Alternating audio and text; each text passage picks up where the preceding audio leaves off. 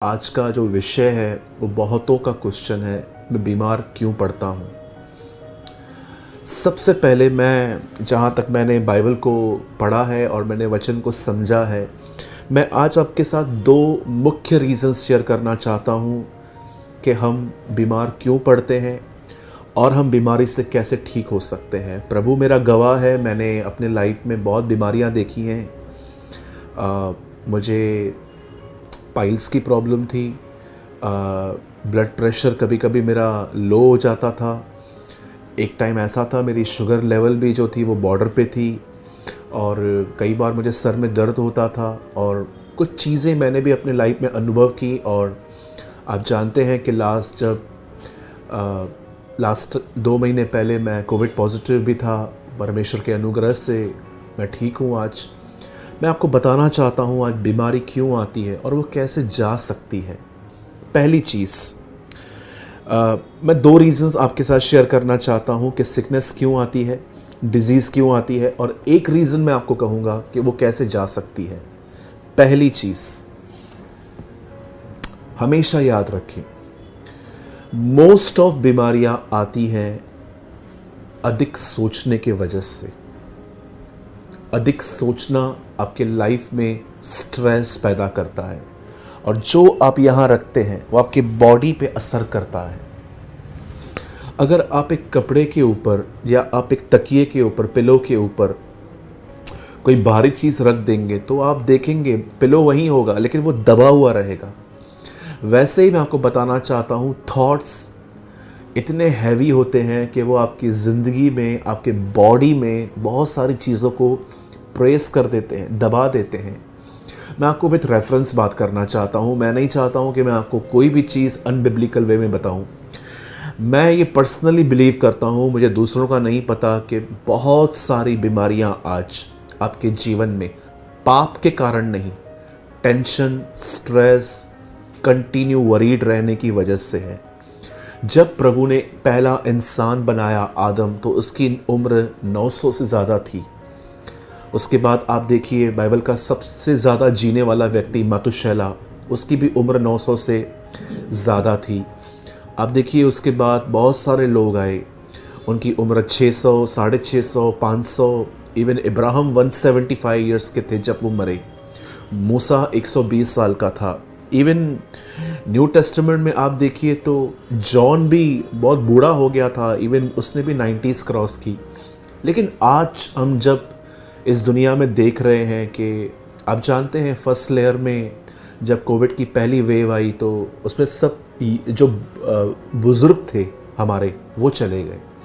लेकिन जब सेकंड आई तो उसमें देखिए बहुत सारे जवान चले गए। और कहाँ ना कहाँ मैं आपको बताना चाहता हूँ, आज मैं जिस कंट्री में रहता हूँ इंडिया में, और मैं जिस शहर में रहता हूँ मुंबई में, मैं आपको बताना चाहता हूँ मैंने ऐसे लास्ट 4-5 सालों में मैंने ऐसे बहुत सारे हादसे देखे जिसमें एक व्यक्ति को कुछ भी नहीं था लेकिन अचानक मैंने उनको देखा कि वो चले गए। मैंने ऐसे लोगों को देखा जो 50-55 भी क्रॉस नहीं कर पाए। इवन कुछ मैंने ऐसे भी लोग देखे 35-40 में उन्हें अटैक आया, उनके एक्सीडेंट्स हो गए और उनकी डेथ हो गई। समटाइम्स हम ये बात समझ नहीं पाते हैं कि पहले की एज और आज की एज क्या है। 900 साल जीने वाले लोग, 1000 साल ज़िंदगी जीने वाले लोग आज 55, 60, 70 क्रॉस नहीं कर पा रहे हैं। और आप देखिए कुछ लोग ऐसे भी हैं जो बहुत ओल्ड हैं, उन्होंने अपने जवानी के दिनों में जंक फूड ये सब इन्होंने अवॉइड किया था जिसकी वजह से आज उनका हेल्थ ठीक है। लेकिन मुझे ऐसा लगता है कि मोस्ट ऑफ टाइम अगर इंसान अपने समय से पहले मर रहा है तो उसका एक रीज़न है स्ट्रेस। अगर आप चाहें तो आप मत्ती की इंजील, मत्ती रचित सुसमाचार में एक बात पढ़ सकते हैं।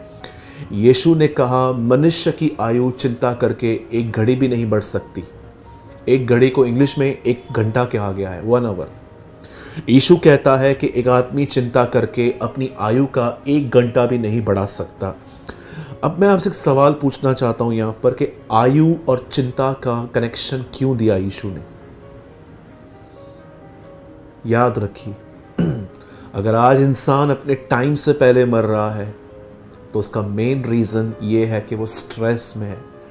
स्ट्रेस उसने क्यों लिया है? क्योंकि वो स्वयं पे सेल्फ कॉन्फिडेंट व्यक्ति, सेल्फ डिपेंडेंट पर्सन होता है, जो शादी मुझे करवानी है बच्चों की, जॉब मुझे दिलवानी है, मुझे ये करना है, मुझे वो करना है। जब आप अपने लाइफ में बहुत सारी बातें अपने ऊपर ले लेते हो तो वो आपकी लाइफ में स्ट्रेस पैदा करती हैं, जिसकी वजह से हम स्ट्रेस की वजह से हमें पेट में अल्सर्स हो जाते हैं, पेट में दर्द स्टार्ट होता है, सर में दर्द होता है।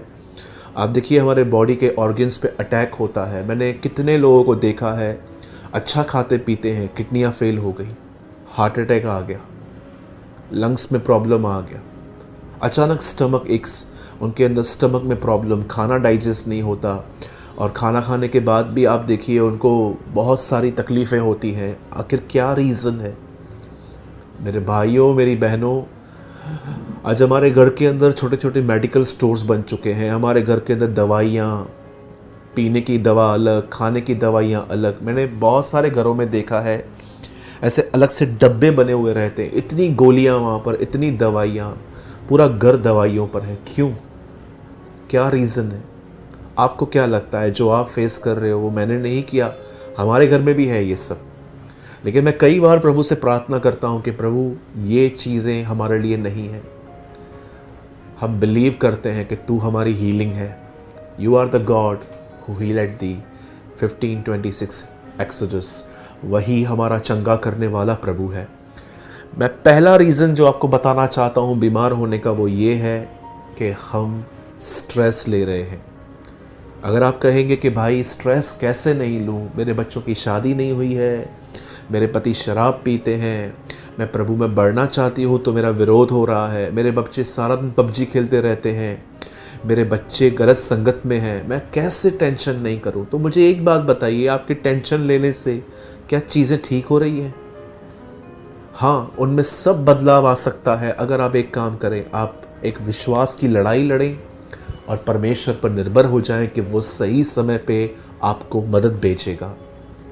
मेरे भाइयों, मेरी बहनों, टेंशन ना लें, स्ट्रेस ना लें। मैं वही बात कह रहा हूँ जो डॉक्टर्स भी कहते हैं, टेंशन मत लो, परेशान मत हो। टेंशन से शुगर होती है, टेंशन से बीपी लो या हाई हो जाता है, टेंशन से किडनियाँ फेल होती हैं, स्टमक में प्रॉब्लम आता है, हार्ट अटैक तक आ जाता है।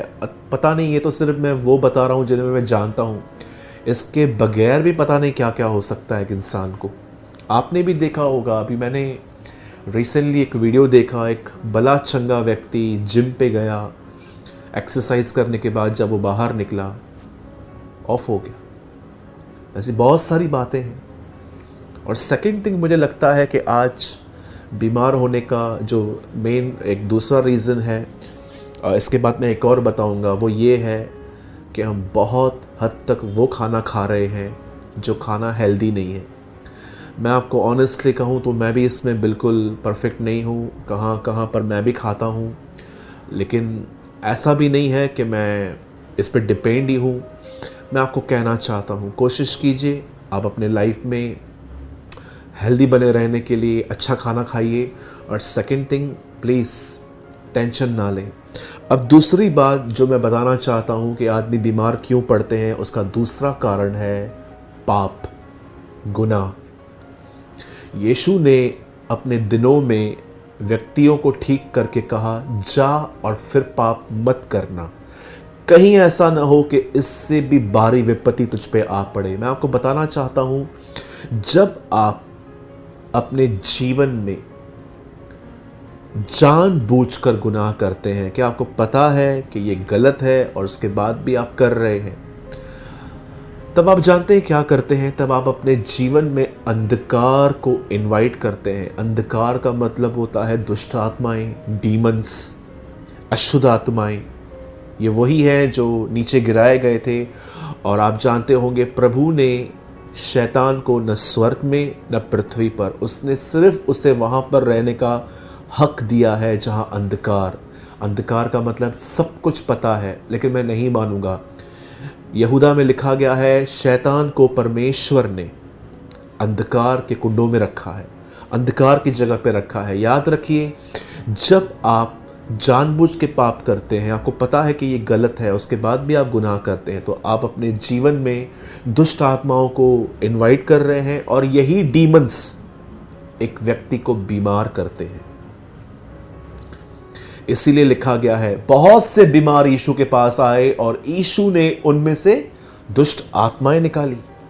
उन्हें लगता था वो बीमार हैं, लेकिन एक्चुअली उनको डीमंस ने बीमार किया था।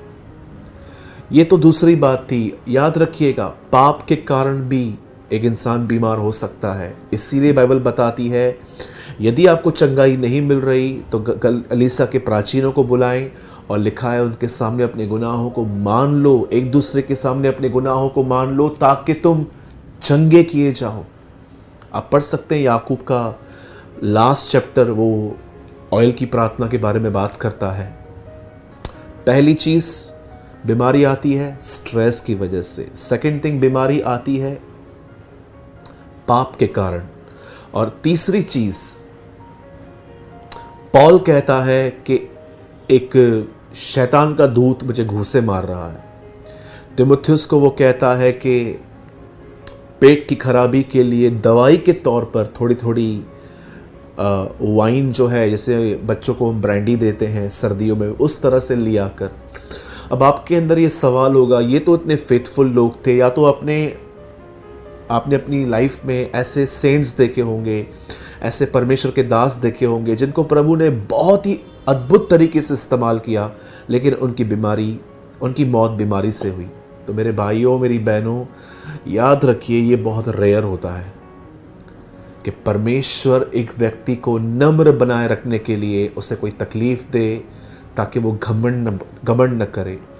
मैं समटाइम्स सोचता हूँ कि पॉल क्यों बीमार था, क्यों वो कहता है कि मैंने प्रभु से 3 बार कहा कि ये बात मुझसे हटा, लेकिन खुदा ने मुझे कहा मेरा फजल, मेरा अनुग्रह तेरे लिए बहुत है, my grace is sufficient for you Paul. प्रभु ने ऐसा कहा। याद रखिए, पॉल जिस स्पिरिचुअल लेवल पे था, ये वहाँ पर घमंड से बचना बहुत कठिन था। तो परमेश्वर ने उसे नम्र बनाए रखने के लिए उसे कुछ तकलीफ दी ताकि पॉल नम्र बना रहे और वो याद रखे कि वो भी इंसान ही है। ये बहुत रेयर होता है। अब जो आखिरी बात मैं आपसे शेयर करना चाहता हूँ, अब तो ये बातें मैंने आपको बताई कि बीमारी क्यों आती है, स्ट्रेस की वजह से, और एक स्ट्रेस है, दूसरा सिन है, या थर्ड मैंने एक बताया कि गलत खाना खाने से। आप आइसक्रीम खा के प्रभु से ये नहीं कह सकते हो 1 किलो आइसक्रीम खा के कि मुझे जुकाम ना हो। अगर आप अपनी बाउंड्रीज से लांघेंगे तो सांप तो आपको ज़रूर काटेगा, जैसे बाइबल में लिखा गया है, सब उपदेशक में भी लिखा गया है कि अगर तू अपनी बाउंड्री को लांघेगा तो सांप तुझे काटने के लिए तैयार है। अगर आपका जो दायरा है प्रभु ने रखा है, अगर आप वो लांघेंगे तो इसमें खुदा की कोई गलती नहीं है। चलिए, ये तो रीजंस हैं कि बीमारी क्यों आ रही है, लेकिन अब ये बीमारी जाएगी कैसे? एक ही चीज़ मैं आपको बताना चाहता हूँ। मैं चाहता हूँ, आइए अब आप सब मेरे साथ एक वचन खोलें और मैं चाहता हूँ आप इस अद्भुत वचन को पढ़ें। भजन संहिता 103, ज़बूर, द बुक ऑफ साम 103,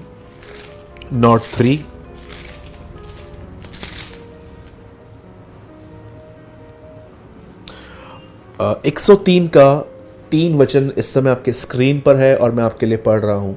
वही तो तेरे सब अधर्मों को क्षमा करता है और तेरे सब रोगों को चंगा करता है। याद रखिए, यीशु ने कहा तेरे पाप क्षमा हुए, उठ अपनी खाट उठा। पहले माफी दी गई, उसके बाद चंगाई दी गई।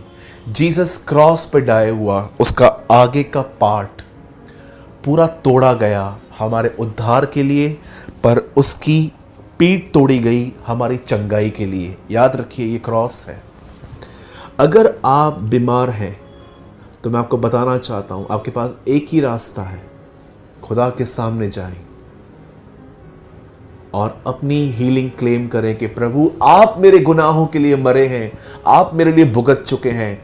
अब मैं बिलीव करता हूं, जैसे आपने मुझे पापों की माफ़ी दी है, मैं बिलीव करता हूं कि आज के बाद ये बीमारी मुझ पर राज्य नहीं करेगी, मैं बिल्कुल चंगा हो जाऊंगा।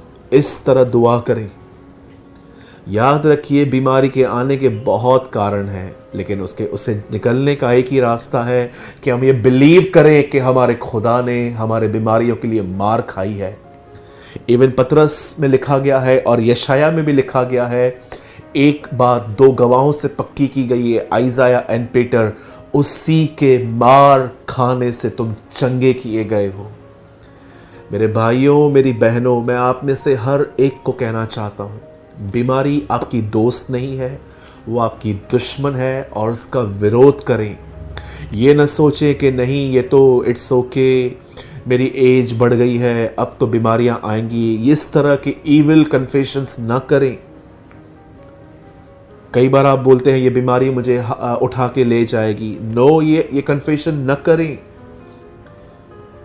या कई बार मुझे आज भी याद है कि मैंने ट्यूसडे के दिन एक आदमी को कहा था संडे के दिन आप चर्च आना, तो उन्होंने कहा मुझे बुखार है, मैं देखता हूँ अगर मैं आ पाया तो। मतलब इनको बिलीव है कि ये संडे तक बीमार रहेंगे।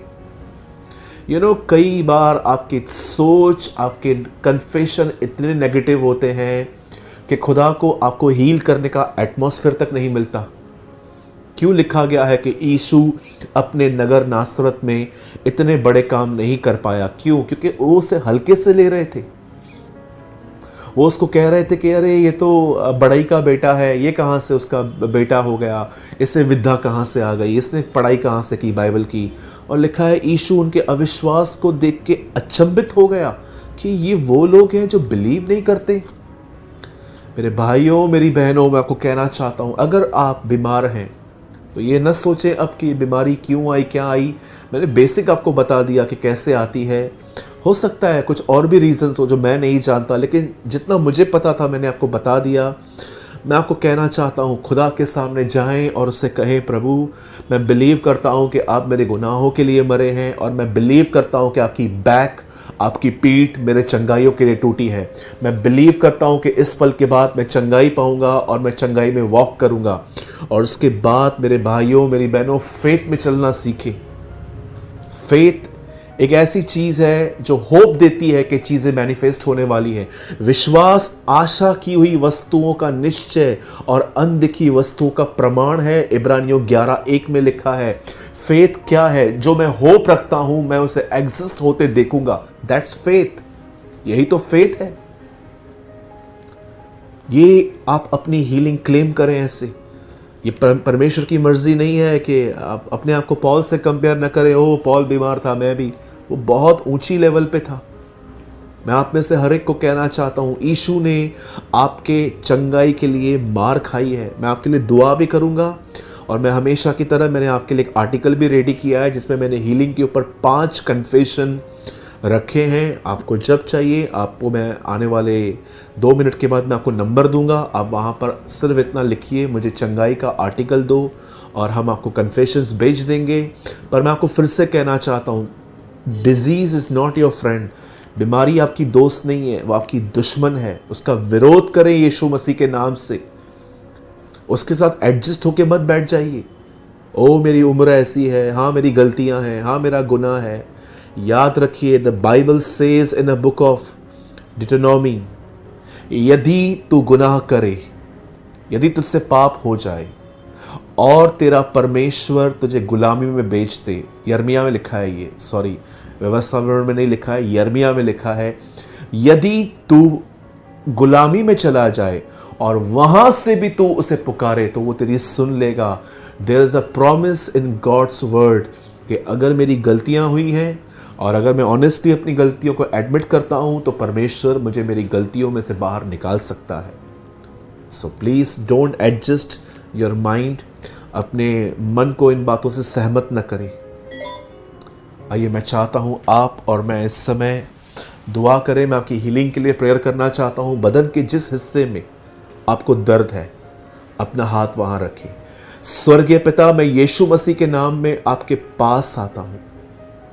मैं बिलीव करता हूं तेरे उन दोनों गवाहों के जिन्होंने अपने वचन में लिखा, उसी के मार खाने से तुम चंगे होते हो। By the stripes of him you are healed.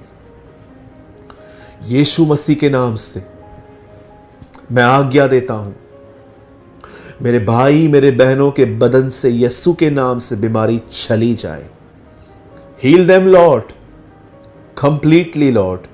यीशु के नाम से ब्लड प्रेशर नॉर्मल हो जाए, शुगर लेवल नॉर्मल हो जाए। यीशु के नाम से हार्ट चंगा हो जाए, लंग्स चंगे हो जाएं, किडनियां चंगी हो जाएं, रसोली निकल जाए, पथरी यीशु के नाम से निकल जाए और तेरा हाथ तेरे बच्चों पर आए। HIV, कोविड-19 यीशु के नाम से लोगों में से निकल जाए। प्रभु आपका हाथ हर एक पर आए, मैं आपसे विनती करता हूं। धन्यवाद प्रभु, आपने हमारी दुआओं को सुना। प्रभु यीशु के नाम में आमीन, आमीन। मैं विश्वास करता हूं कि आपने आज अपनी चंगाई पाई है और आपने आज के वचन को आपने बहुत समझा होगा। अगर आप कन्फेशंस चाहते हैं कि हम आपको हीलिंग को क्लेम करने के कन्फेशंस दें, तो आप हमें इस नंबर पे जो इस समय आपकी स्क्रीन पर है, हमें मात्र इतना लिखकर भेजिए कि चंगाई के अंगीकार वचन दीजिए, या आप ऐसे भी लिख सकते हैं कि हीलिंग आर्टिकल दीजिए मुझे, और हम आपको बेच देंगे। मैंने 5 रेफरेंसेस निकाले हैं और मैं उम्मीद करता हूं कि आप इस बेसिक टीचिंग से बहुत ब्लेस्ड हो रहे हैं। और अगर आपको लगता है कि ये हमें और कंटिन्यू और भी डालना चाहिए, तो आप हमें प्लीज़ नीचे कमेंट बॉक्स में बताएं। और आज के वर्ड्स से अगर खुदा ने आपसे बात की है तो वो भी हमें ज़रूर लिख के बताएं। और अगर आपको जूम लिंक चाहिए तो आप पहले वाले नंबर पे हमें व्हाट्सएप करें। हम सारी बातों के लिए प्रभु को महिमा देते हैं। आप सभी को जय मसीह की।